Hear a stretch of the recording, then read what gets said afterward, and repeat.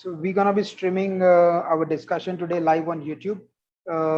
This will also be recorded so that people can listen to us afterwards.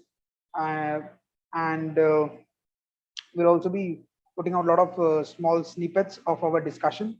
So let me just go live on YouTube and then we're good to go here. Oh, yes. Excellent. Are we all set? Can I go live or should we just have a quick round of introduction here quickly and then move online? I think, Abhiyan, we have met. Sandeep, we have not discussed, but I think we are good to go. We have kept it fairly generic. Excellent. Yeah, I love Abhiyan's beard, but I just love the beard. So good. So we have got two beards today and two clean ones as well. It's gonna be a great match. And how many participants do we have? We have got registration. I mean, over the 4 days of summit, we've got registration close to 600. Okay. The first session had great response. We had around 80 plus participants in that. Then second one was moderate, and third one, which was a power packed super lady session yesterday. That was also one of the fantastic sessions we have had in recent times. And let's see. I'm just going live, and then we'll see how many turn up for this one as well. Yeah. Excellent, guys. Thank you so much.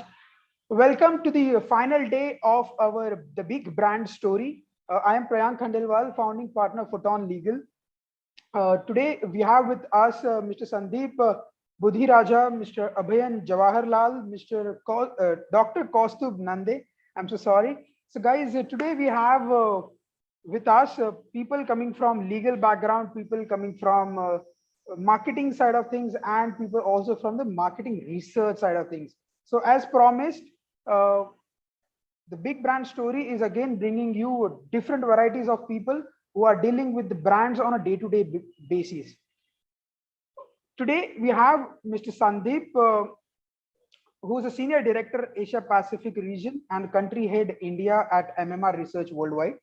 He's got an extensive experience as a brand and innovation strategist with over 20 years of experience in helping multinational organizations to define future-proof growth strategies. We're going to be talking about this a lot in our today's discussion. His key strength is in market research, is making research matter by addressing core business issue to deliver actionable business direction. This is so interesting.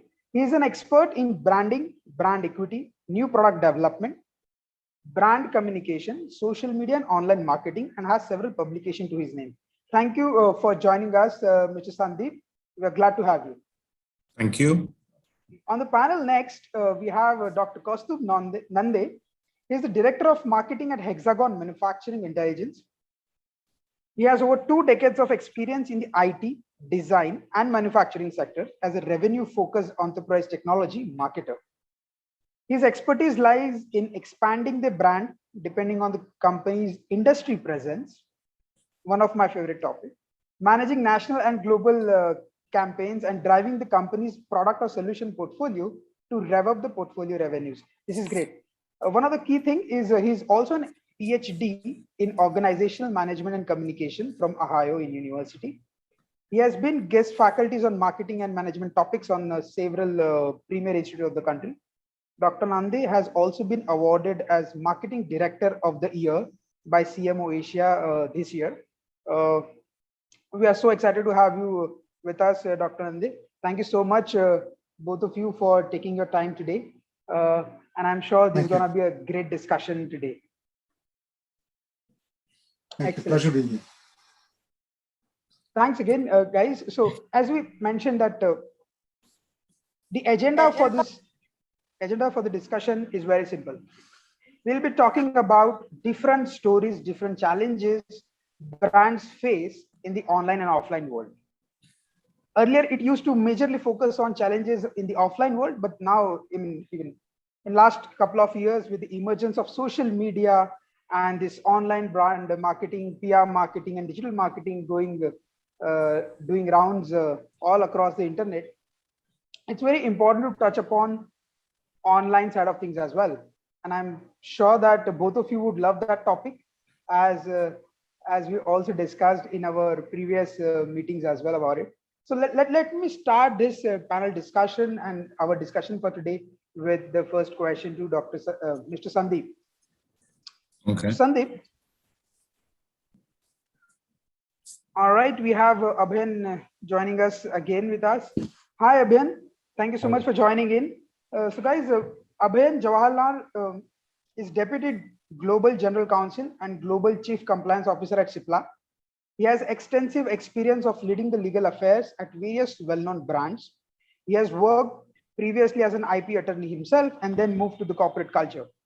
He has also been awarded as the in-house lawyer of the year compliance by the Legal Era Awards 2021. Mr. Abhiyan is an avid orator and has a speaker at various conferences and conclaves in the past. We are truly honored to have you, sir. Thank you so much for joining us today. Thank you. Thank you, Priyank, for the kind introduction. Excellent. So, as I said, I mean, the first question is to Mr. Sandeep. Sandeep ji, in today's time, in COVID-affected times, we are all sitting at our homes, but the brands are still making the buzz all around the internet. So, as a brand research specialist yourself, how do you reckon the power of social media in making or breaking a brand in a day? What's your take on this? Look, brands don't really get broken while we talk social media. If I talk again, when we talk social media, there are too broad. A lot of buzz is on Twitter. Twitter's penetration is 2%. Okay, let's be clear. So we will all discuss whether Modi is what and Modi is that on Twitter, but Twitter's penetration is 2%. So rest of the social media can kill a brand. Let's be very clear. Brands are hostages. If you get a WhatsApp saying Cadbury milk chocolate has something, then you will forward it. So brands are today hostages to social media, but they need to also pay a lot more attention to product, not brand, the product, get the product right. India has been a country where product didn't matter. We are all smart people. People have gone to different colleges and different MBA institutes. They can sell anything. But now it is a time to go back and making sure you're giving a great product to the people, and brands have to do that. If you're not having a great product, you will get found out. So yes, there are brands can get killed on a WhatsApp factory. So somebody can start a WhatsApp rumor about a brand, and by the time you react, your sales, your stock would be down by 40%. And that's a fact. It will take in only around a money of around 10 lakhs to get a brand to lose around 300 crores net worth on the stock exchange. That's the kind of, so you spend 10 lakhs and you kill somebody by getting his net worth down by 300 crores in literally a day. Absolutely. Absolutely. I mean, we have witnessed this last week in the West. Of course, Paul Pogba not allowing the media representative to put Heineken bottle at the press conference. Ronaldo shifting those two famous Coke bottles by the water bottles, and then we have all seen the impact. Priyam, sorry. Those were genuine things. I'm talking about fake things. I can today sponsor something, write bad about a competition product, and make sure that the company, not only that brand, the company's net worth comes down on the stock exchange. It's all possible with WhatsApp forwards. And courtesy WhatsApp saying that your WhatsApps cannot be traced. So you can start any rumor. It doesn't matter. WhatsApp is not going to tell on you. Correct. Yes, I mean, unless obviously you spend a lot of money on Facebook, then WhatsApp will come to you and say, "Oh, this guy started it. So catch Abhiyan, he started the rumor." Correct. So I mean, yes, WhatsApp rumors are definitely hurting the brands a lot in the online space and offline as well. It is certainly controlling the mentality of the consumer. It is giving you basically enough of the fake as well as real GAN, which will decide your decision, which will, I mean, continuously basically hammer you with certain type of agendas, and then you would be more inclined towards one brand and at the same time equally distant from another brand. So yes, this is one of the challenges and which we are facing in the online world. So great take, Mr. Sandeep, on that. Moving on to Dr. Kastu. I mean, you hold a PhD in organizational management and communication. Now, when it comes to analyzing or pushing an ad or marketing message across, when it keeping in mind audience like India, which is susceptible to WhatsApp forwards, majorly fake forwards, how do you position a brand, or what sort of a communication message a brand should be delivering in such a environment? I think that's a great question. Thanks a lot. In my view, there are many studies over the years and over the decades. I think there are some principles that still stay true, irrespective of the channel or the medium in certain cases, right?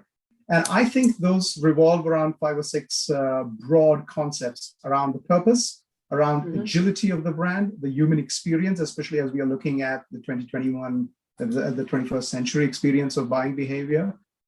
Trust, I think that's going to be a very key lever of the brand experience. We talked about the product focus and how we build trust, participation, and then ultimately a little bit of sort of fusion around the new things that are going on, being on trend, off trend, and so on. And then, of course, last but not the least, a little more internal focus on talent itself.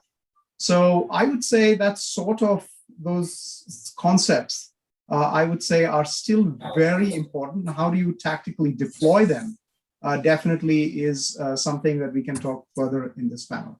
Let me keep this brief with a broad overview. But I think those are the certain levers that brands always have had, and they will continue to have, irrespective of the channel or the medium. Let me pause here and back to you. Wow, this is a great opening, I would say, to the session. We're gonna, of course, be diving deep into the topic and we'll identify and unearth certain topics which would, of course, be a learning point for all of us and all our viewers as well. Moving to Abhayan. So Abhayan, you have been into, you have been an IP attorney before, and then you moved to the corporate side. You have defended brands yourselves by dealing with the cases on the trademark infringement, enforcement side of things. And now you are into a corporate culture, advising one specific brand on how should they be portraying their image outside. Okay, so what are the typical challenges when it comes to trademark enforcement from an in-house legal counsel side of things?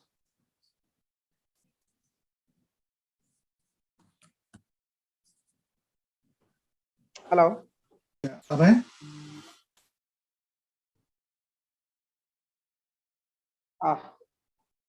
I think we lost him. Yes, I mean, this is one of the biggest challenges which we are facing these days. All right, no worries, no worries. So let me go to Sandeep. Sandeep, you mentioned, one of the key point which I reckon from your work profile is also market research. Right. So how important does market research play when you are strategizing communication for a brand? When you're not only strategizing a communication for a brand, when you're even thinking of a brand, because you need to think of a product, understand that you can be, I'm forgetting the name for Whitney Cosmetics. You can be the guy who is an entrepreneur, knows the market and knows the pulse and can do things himself. So if you take today Darshan Bhai does his own research, goes to the market, gets there are maybe his biggest competition, which is now number 3 or number 4 brand, has 4 PhDs in Leeds in UK who look after the perfume side of the business. There are 4 PhDs. There's a team of 20 versus Darshan Bhai alone who chooses perfumes for Fog. So you don't need research if you know everything, but a lot of cases the entrepreneur doesn't really know everything and they can't back him. So you need research to convince your board, your investors, your global boards and your global counterparts that what you're doing is not fuck all, but you're actually on the right path more than yourself. But also that research shows you the way, because you can back When you do prototyping, you have 10 prototypes. You want to select, you think this is the best one, but do you really know the market? Very often, if I test a product and I like out of 5, that never wins. That never wins. So I'm supposed to be a sensory expert, but I don't get the product. But the consumers, and that what consumer chooses is what consumer works. It works in the market. So from a communication point of view, again, if you do not test it with the consumer, again, there are courtesy online, there are different mediums to test online communication, because today I can actually run 10 different communications for the first 2 days. All right. And then edit them and then make sure that I'm rolling out only 2. Previously, it had to be hardcore, test it, then put it on TV, send. We've lived in where you send a VHS to the channel receives the VHS, then uploads it. Nowadays, it's much smoother, but you cannot do without research. Cannot do it without research. Excellent. So when you say that the communication has to be very clear and it has to go to different channels, right? There are different set of audience who are at the receiving end at the different channels as well. And with this online world, we can actually check how many people have clicked, how many people have viewed.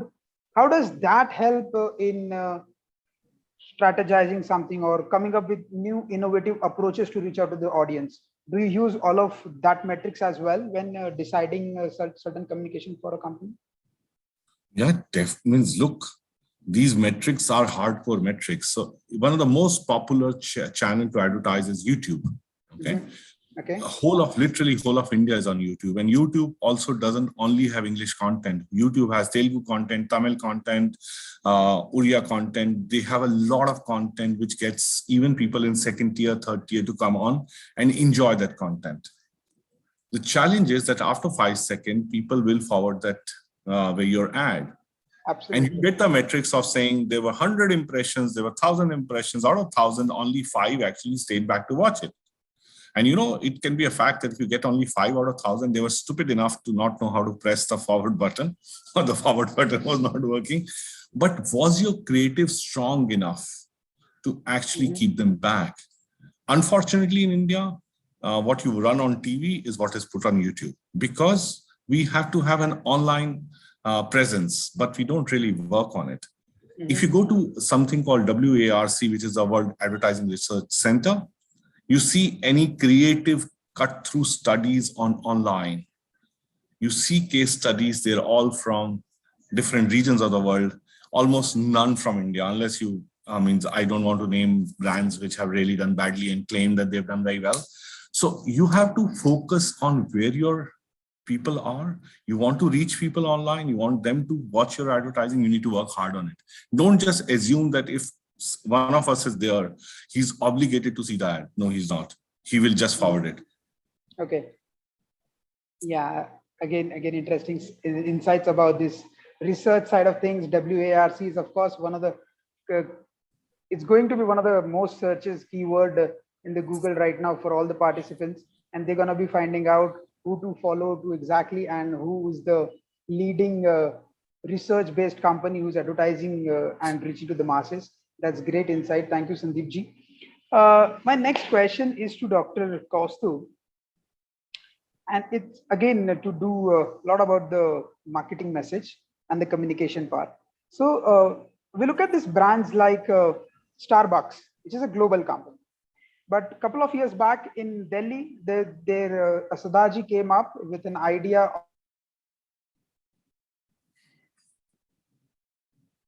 I think we've lost Priyam.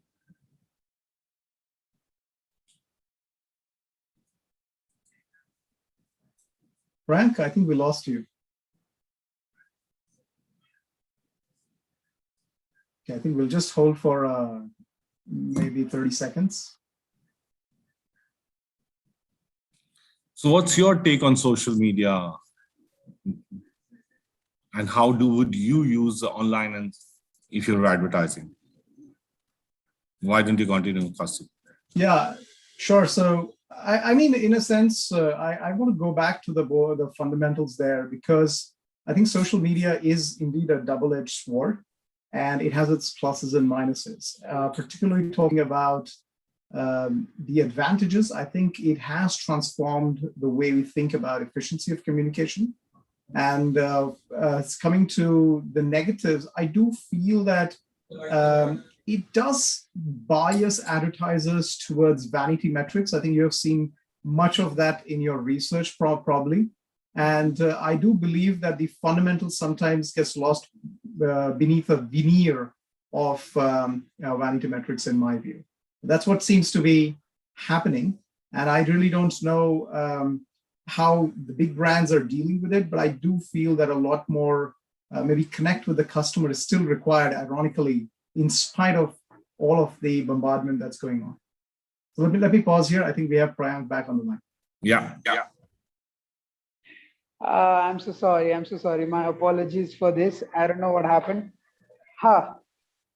Where I was asking Kaustubh about Sardar Baksh and Sardar Starbucks, the case which happened in India itself. It's one of the renowned case right now because the Sardarji came up with this idea of making being a competitor to Starbucks, and he did his logo with Sardarji with a turban instead of the lady in the logo in the same color scheme. And then he also had a green colored circle around it. This guy ran a good shop. I mean, he got some franchisee sold to around 10-15 people as well. Soon enough, Starbucks got to know about it, and then they filed a suit against him. So how do you deal with such people when they come to you and they say like, okay, I want to compete Starbucks and I want name certainly which is similar to Starbucks so that people can come to my shop just because you don't want to go to Starbucks. So how do you deal with such confusingly similar tactics which brands adopt? Some of them do it genuinely, some of them do not want to do it, but for market share and for running a campaign for a day or so, people still do it. So how do you take those cases, and what basically is your advice to such people? All right, so let me preface by saying I'm not a lawyer, so whatever advice I give comes with an asterisk. But I think it has a couple of flavors. Now, the first point here is, the concept of intended malice in the act. I do feel that's an important element of how we need to view. I think there are, you can't probably go about suing all the memes that use your logo and so on. I mean, that would be ridiculous for a brand to spend their time. But something that genuinely hurts the brand's business interests.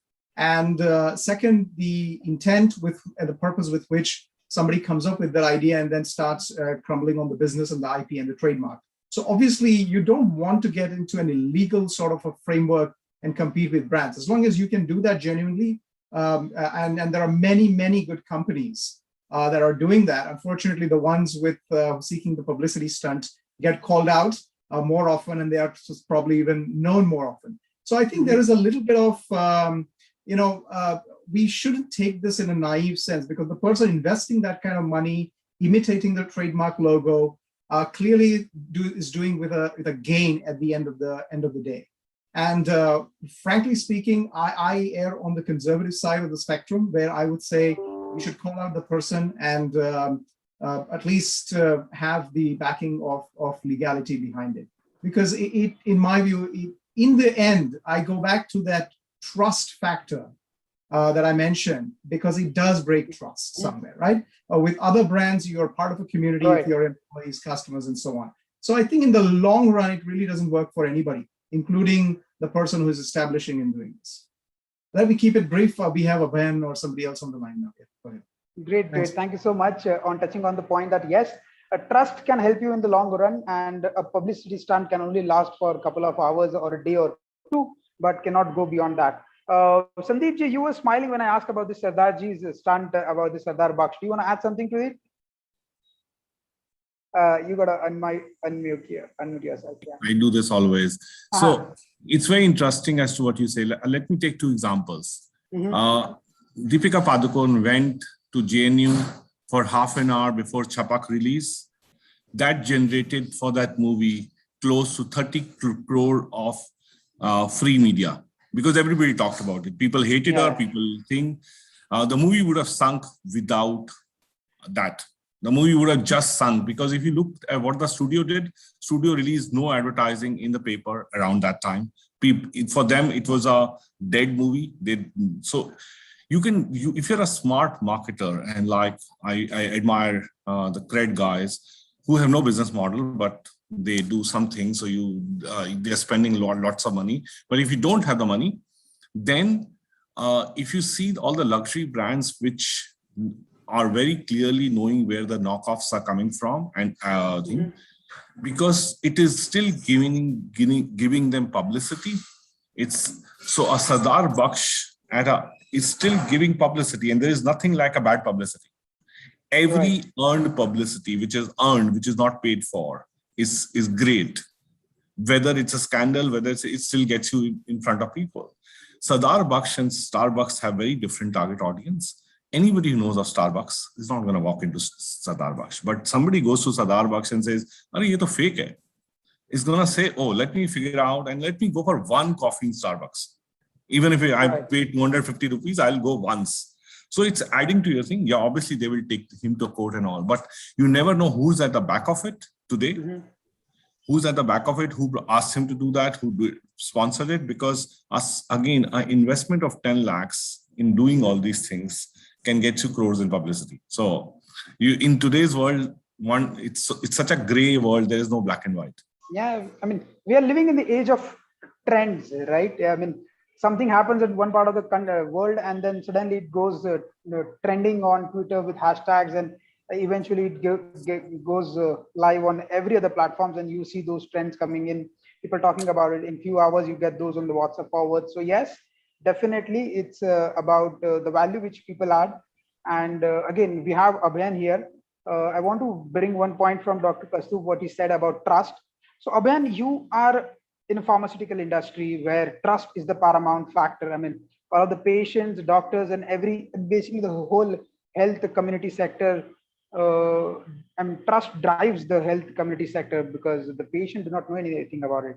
And when your brand like Cipla or any brand for that matter gets counterfeited in the market, you know that, okay, somebody's trying to counterfeit your brands, somebody's trying to use your brand names and launch certain products which are not proprietary yours.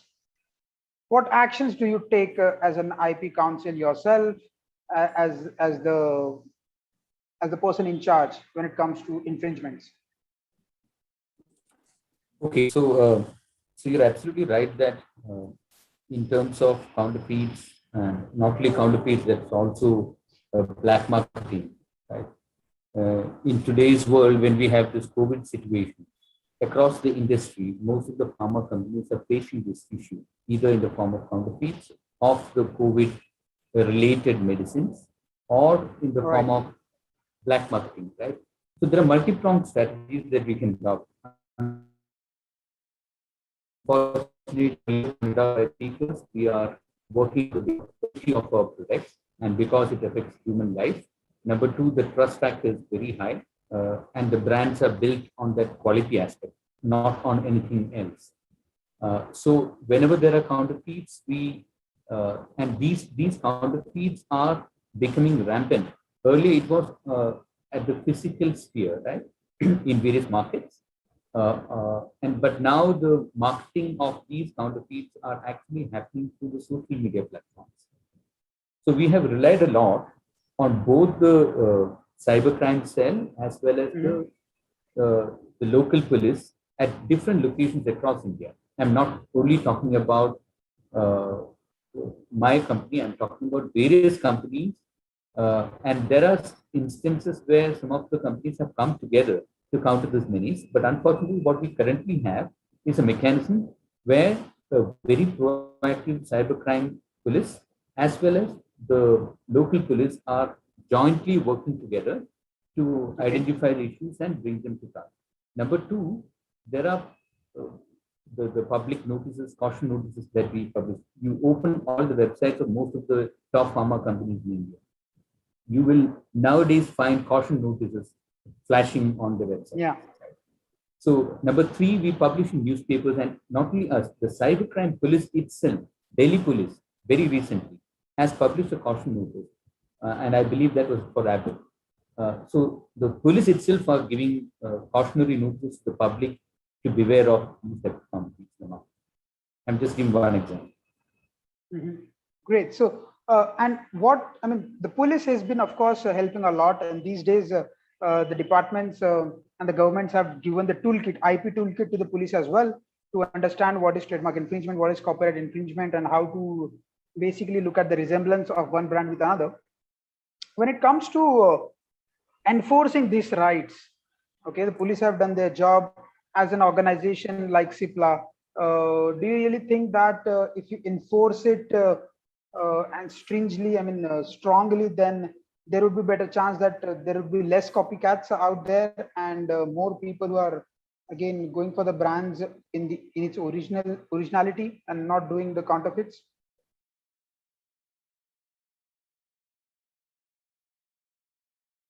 Hello.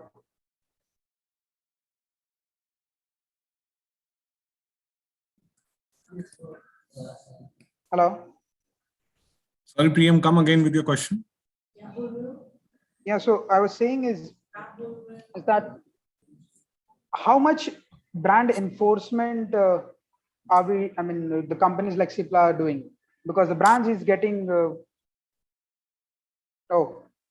I've been dropped. Yeah, that's. I don't know what's happening today. Look, Okay. pharma, when you say pharma and you say counterfeits, it's a very different thing from having a Louis Vuitton bag as a counterfeit.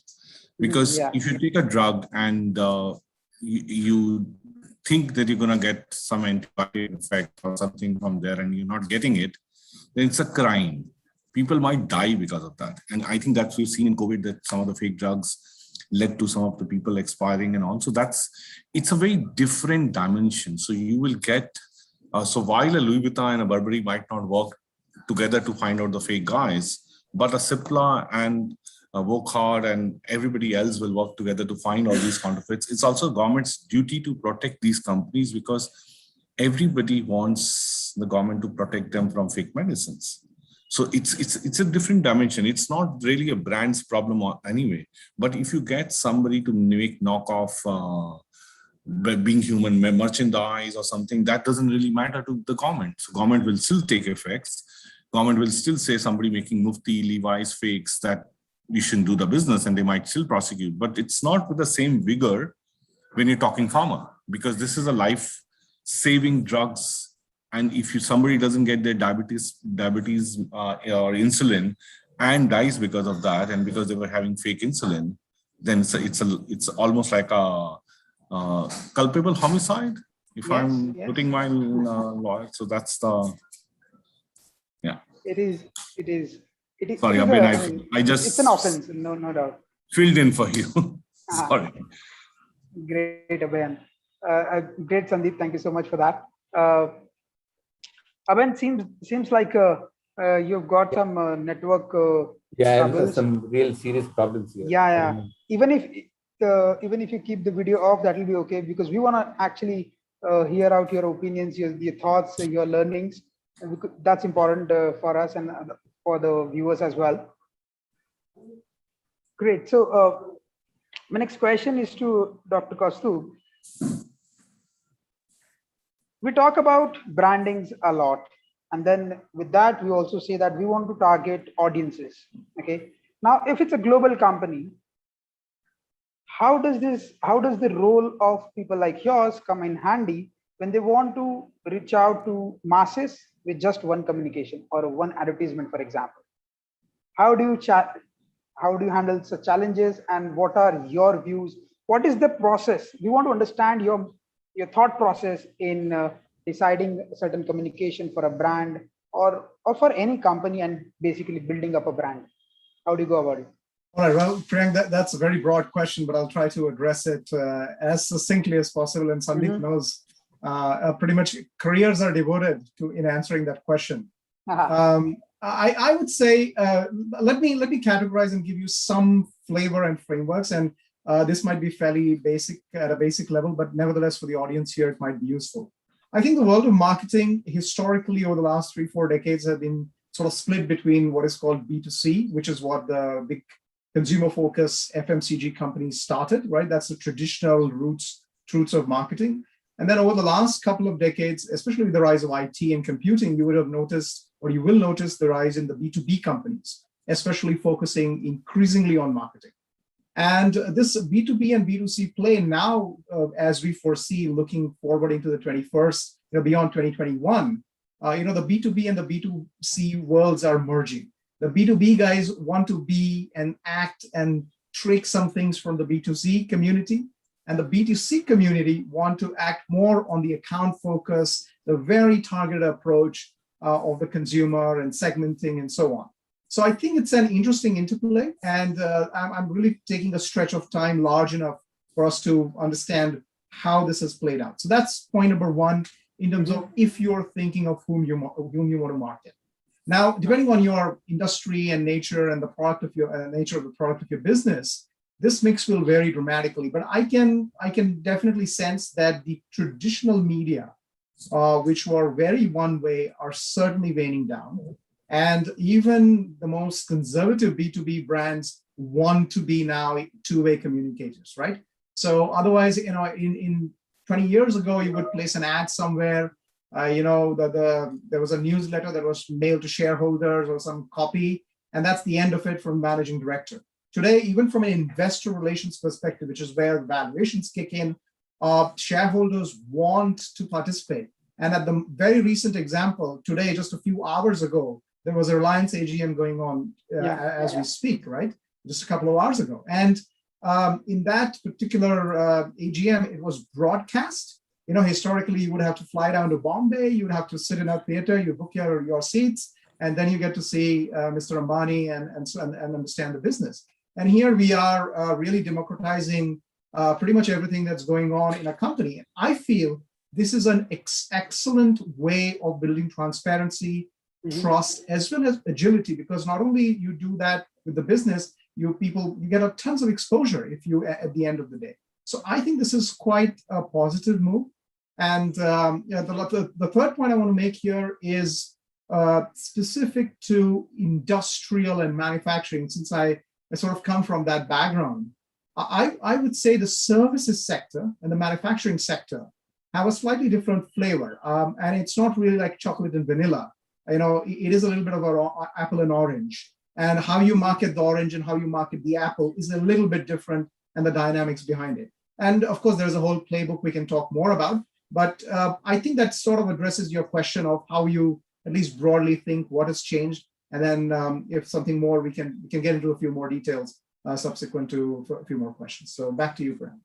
Excellent. Thank you so much for touching that. The dynamics, of course, change vis-a-vis the sort of service industry or a product industry you belong to. No doubt about it. That's great take. Do we have Abhin here? Abhin, can you hear us? Yes, I can. Yes, I can. Oh, yeah, perfect. So, Abhin, my question to you is about the case which happened regarding the geographical limitations to goodwill associated with any brand. For example, in 2012, this famous Madras Cafe, which is situated in Bombay, and everybody knows for that Madras Cafe, which is run by Kamath family. It's famous for its South Indian food.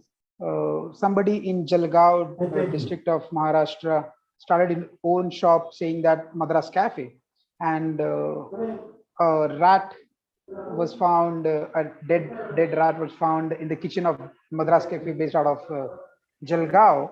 And the next day newspaper just talked about a dead rat found in the kitchen of Madras Cafe, which hurted the goodwill of the Madras Cafe being in Bombay, and which led to basically Bombay guys suing the Jalgaon guys because of the name.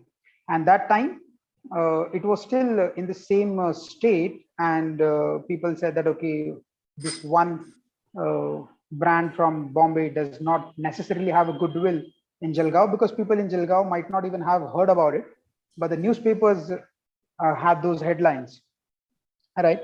So all of this was happening when things were much more controlled, much more offline.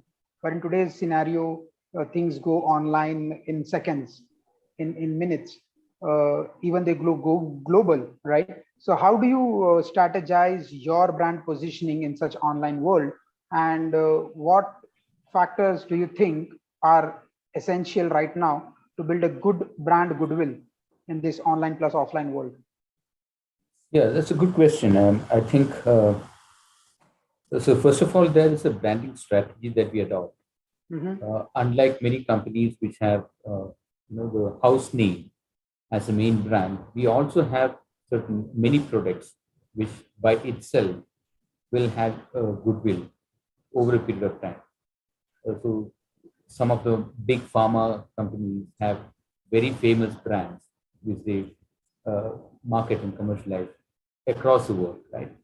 To give you a simple example, if I were to actually develop a brand strategy in terms of launching a new product in the market, my trademarking strategy or branding strategy will not only be to look at the competitor brands, because most of the generic companies do that. So we will also try to look into the brands for the similar products across the world. So it's no longer a Indian market or a Ugandan market or a Kenyan market or Latin American market, right? You have to span across the world and try to find out whether your branding strategy will succeed. Number two, even for your house mark, I'll give you a simple example that in today's world, you look at UK.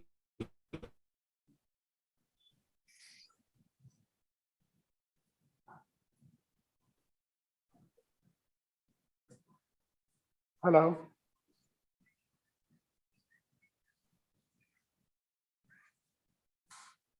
Abhin, if you can switch off your video.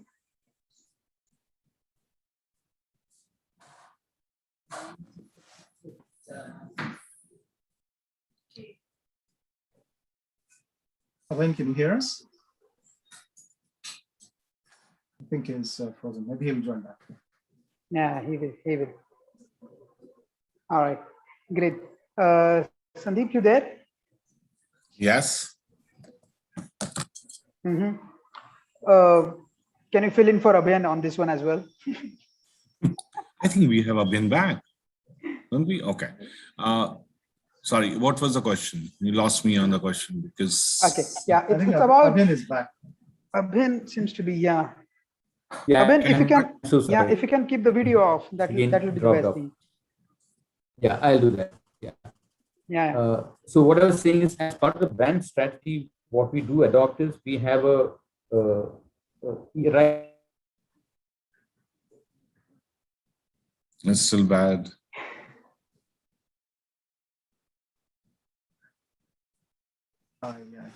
Yeah, I think we lost him again. All right. So yeah, Sandeep, what I was asking Abhin is about two things. One is the importance of brand strategy when it comes to launching global, and how important is it to build your goodwill before launching a product online or offline? Okay. Look, if you're talking or asking about brand strategy before go, I think it means it's almost like a hygiene factor, because if you are a global copyright holder of a brand, let's take something as simple as Coke. You want the bottle to be looking and feeling the same. Correct. Please understand that not everybody speaks English. So when you will do the same in Japan, when you will do the same in China, people will take their own things. Communication is the biggest bottleneck worldwide. So I say something, you understand something, then you do something else.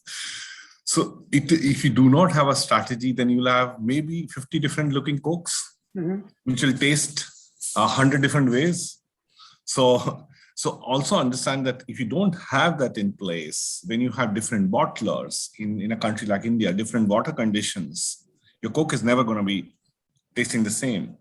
But as a global, when you talk of goodwill, my contract with Coke, and it's a contract. When I pick up a bottle of Coke, I'm looking for the same taste. Whether I'm in Japan, I can't read Japanese. I don't think most of us can. So when I land in Tokyo and I pick up something, all the bottles look very weird, but except Coke.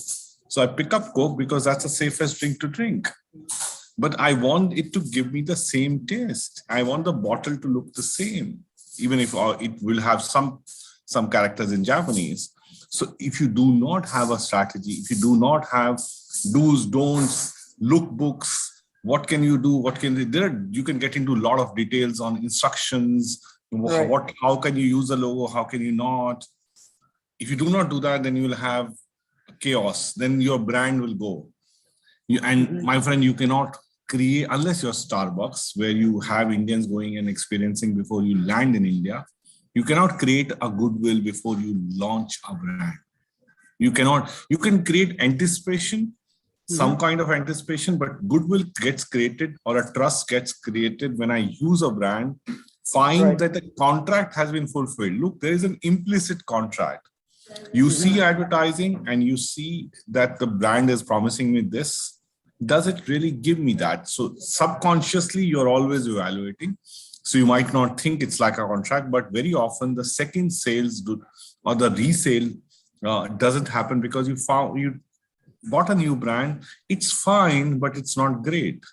You cannot define what is not great. That's to do with product not being same as brand, product being cheap, while the brand promised you the moon, because in India we can promise the moon anytime. So that's goodwill or trust will come once people use it.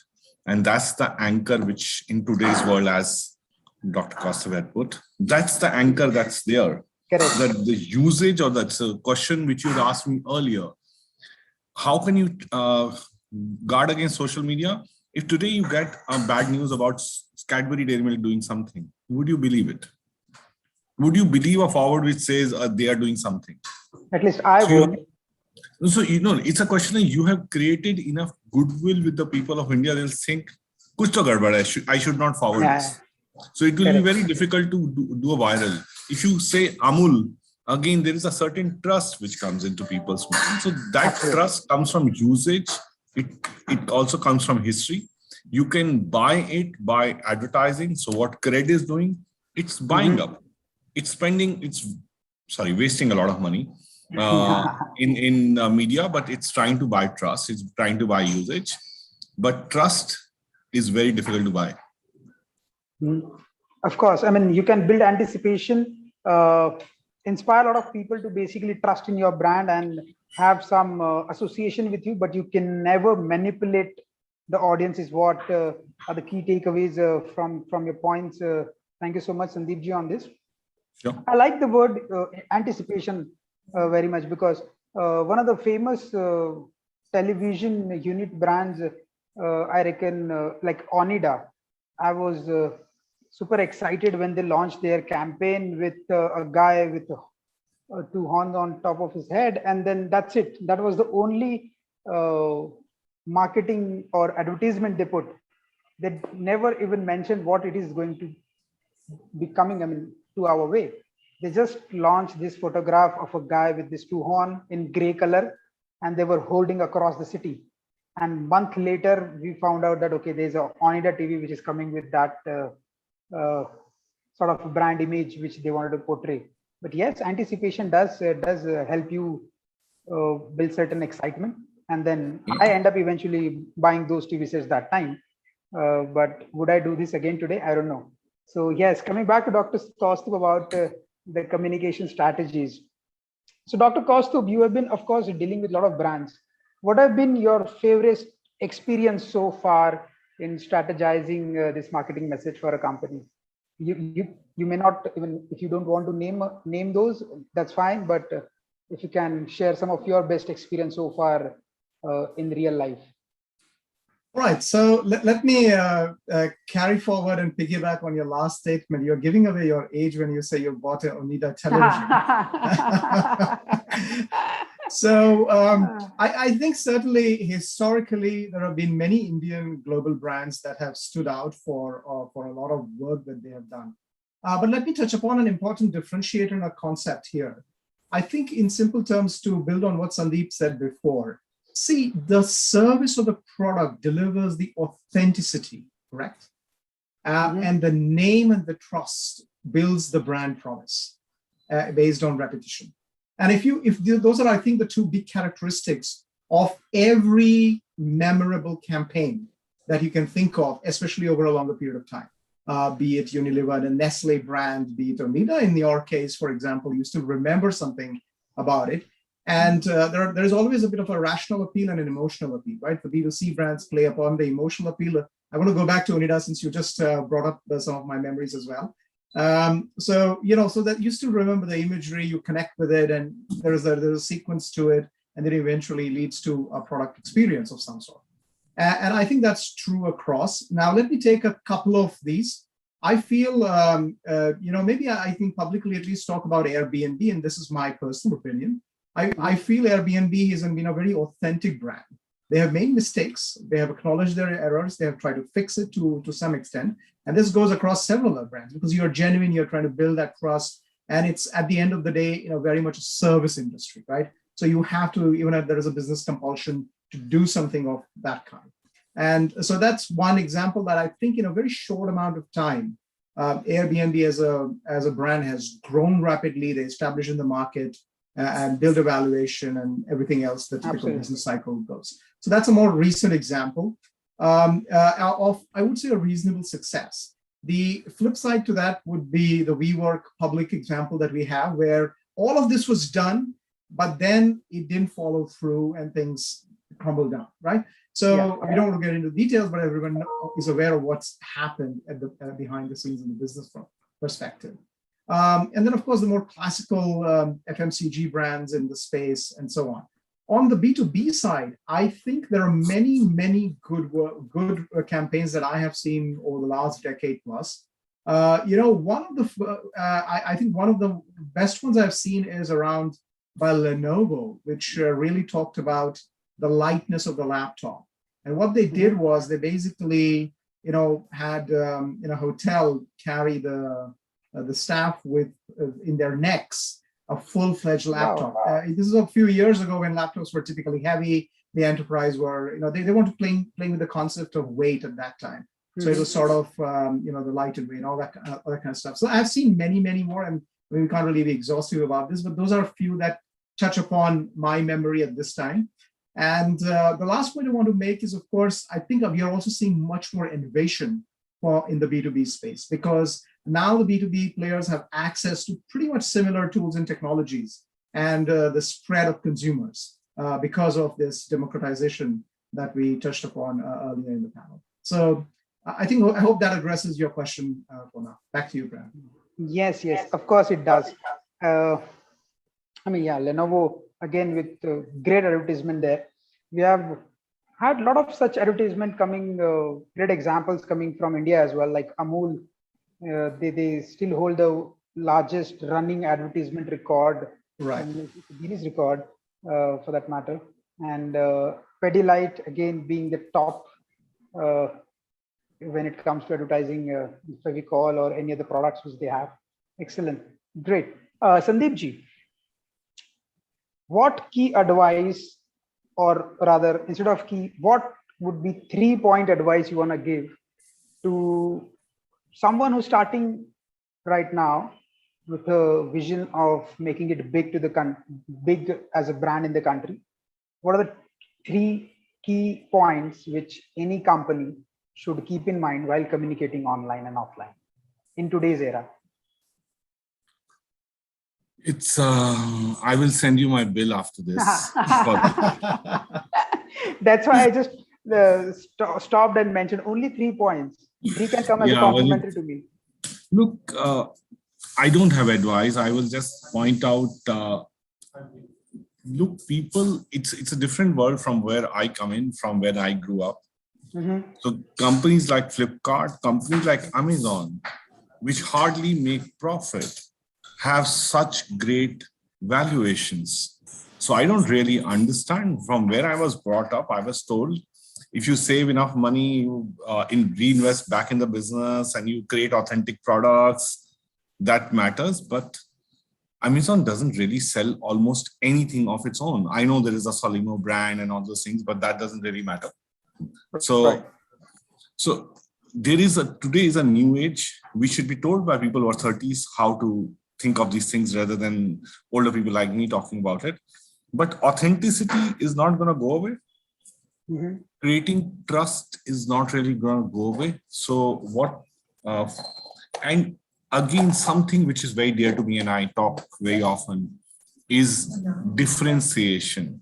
So if you today take, let me take an example which is concrete, and these all apply to offline models also. But if you open your phone and you're trying to buy a shirt, you're trying to buy a pair of shoes, if you open a Myntra app, the first 10 items which will give you will normally be, wow, oh, this is nice, this is nice. Their entire display of what you would want is the way AI, the way they do it, is much better than Amazon, Flipkart, though Flipkart owns them, and a host of other brands which have come and gone. Question is, did you really understand what consumer is looking for? Can you differentiate? There is, again, something which Indian businesses do not invest in, which is user experience and an actual world-class user experience. And they have invested in a UX which is world-class. It is an app which is best in the world, not India. If you see all filters work, it doesn't say, oh, you know, some error or anything. It's almost idiot proof, and we have a lot of idiots here. So differentiation, authenticity, and delivering value. So Amazon, Flipkart deliver value. Cred doesn't deliver value. Cred is a great way for somebody to make money and out of the VCs. That's not my problem. I don't believe the businesses can be run that way. That's too risky. But credibility, authenticity, and very critically differentiation. If you create enough differentiation, if you create enough value for people, why do I go back to Myntra? Because if I need to shop for somebody, and 5 years back, my entire family was against online shopping. Today, I buy for my wife, I buy for her sisters. Women means, how can, you know, kapda pata nahi chalega, ye nahi hoga, fit kaisa hoga. Absolutely. So you have to, and plus obviously you have to believe in what your story or what your product is. If you just copy Sardar Baksh and if you copy a WeWork and launch something, it would never do well. Yeah, excellent. So authenticity is one of the key things. Then of course, adding value. I mean, you should be obsessed about adding value to all your customers, and that's how you're gonna be having class one delightful customers. Sorry, let me take one more example. DMart. Sure. DMart has done better than almost any retail outlet. You can see the share price. You can see they just are simple. They don't really are fancy anything, but they deliver value. The best deals in India are on DMart. People are going back. People are queuing up in COVID to go into DMart. People are not queuing up to go to Big Bazaar. Why? And they're still not online. No, they are actually, their app is there and you can order from there, but it has a limitation. And there is again a queue for that. So people are waiting to order on DMart because they deliver value. So you don't have to be fancy and you have to be great online campaign and all, but you should deliver value and differentiation. They give you the best deals possible on all products. Fantastic, fantastic. Thank you so much, Sandeep ji, for sharing that without any anticipation of the bill. So that's great. Thank you so much. Dr. Kaustubh, what would be your 2 cents when it comes to strategizing a brand in today's time? Yeah, I think first of all, I want to thank Sandeep. I think he summarized this very, very well. However, I would like to take a slightly tactical do's and don'ts approach here. I think the first thing on the differentiation that Sandeep mentioned, I think definitely have something unique, a unique URL, something that differentiates you in the online world. That's a very common sense point, but many, many people miss it. And in chasing something similar and a copycat approach, you sort of miss out on something that you can do something different and capitalize on the differentiation, so to speak. So I would say if your client, if you're advising somebody, and especially in the legal profession, it saves you because look at something different, have something unique as an identifier in the online world. So that's point number one. Point number two is I would also caution against what we have touched upon in this panel in the last 50 minutes or so on what we call moment marketing. I think in the last just 20, 25 days, we are in 2021 as we speak, We have seen so many of them, right? The Ronaldo episode, there are a few others before, the WhatsApp forwards, many things that go around and get caught up in this cycle. I think good brands, conscious brands that are rooted, take a sort of two-step away approach where they say, look, let's assess what's really going on. And I think the reactionary nature of moment marketing can sometimes be very harmful to even good businesses because that's, I think, the nature of the many times of what we are dealing with. So that's my second point. And the third point I would emphasize is that, focus on ROI. I think marketing, many times we get lost in the big world of the brands, the valuation, but I think the fundamentals of the P&L, the revenue, profit, EBITDA, are not going to change, and that continues to drive the business. And I think we are sort of living in an inverted world where valuations are growing, but there is a proper company for companies where the profitability ratios are so skewed. But I think that over a period of time that will taper off because somebody has to deliver a good value and eventually sort of good P&L. So I think on the whole, those are the 3 points from my perspective. Slightly on the cautionary side, I would say, given all the stuff that we tend to get lost in marketing. So back to you, Brian. Excellent. Thank you so much, Dr. Kastuban, touching about this moment marketing, the cautionary approach, of course, to being authentic again. You touched about the unique URL thing, unique brand name, of course, going to go a long way. And that time, of course, the people like us come in very handy to anybody who's coming up with unique brands. One of the key things which we discussed talking about is building trust. I mean, we talked about it by delivering value in the long term to the consumer, to the users, but the same thing which we can also do by filing trademark applications for your brand. That way you will protect your trademarks, not in the country, but outside as well. And you can start publicizing that, okay, I have filed a trademark. That means people would recognize you as an authentic brand. They'll start seeing R in a circle on top of your brand, and they'll learn, okay, this is the real company, and this is what I'm subscribing to. This is what I can expect from them, because that's what their communication reflects. And of course, having uniqueness, authenticity, delivering value to the customers, and having sort of a checklist of applying communications on the fly when it comes to moment marketing. Do we really want to do it or not? Would this hamper us or not? All of those things, of course, the brand owners and the marketing team needs to answer whenever they want to launch something or they want to push any content online. So that's great. I mean, I'm very grateful to host both of you guys, and of course Abhayan, who was coming and going, was visiting a panelist with us today. I'm sure he's a lawyer. Yeah. He charges by minutes, so that's why. Yes, I mean, in the US people charge by hour. We've got Abhayan charging us by the minute, so we couldn't afford him for the entire 60 minutes. Nevertheless, we will talk to him afterwards. But this is great. I mean, this has been a great session. Thank you so much, both of you. Again, I mean, the big brand story, how to make a brand big, you have spilled the beans. All people need to do is look at our recording today and compile the list of do's and the don'ts, which they can, and of course, reach out to you guys for advisories and mentorship, which can help them to become a big brand. And for any legal queries, I'm here to answer all of their queries 24/7. Thank you so much, guys. Thank you so much for coming to the session and delivering such a great value to everybody. I've learned so much. Gonna be implementing a lot of things from today's session as well. So thanks again for being such a great viewer. Our pleasure. Thank you very much, Brian, and thank you, Sandeep. Thank you so much. We'll catch you later. Bye-bye, guys. Thank you so much. Bye-bye. Take care. Thank you, and thank you.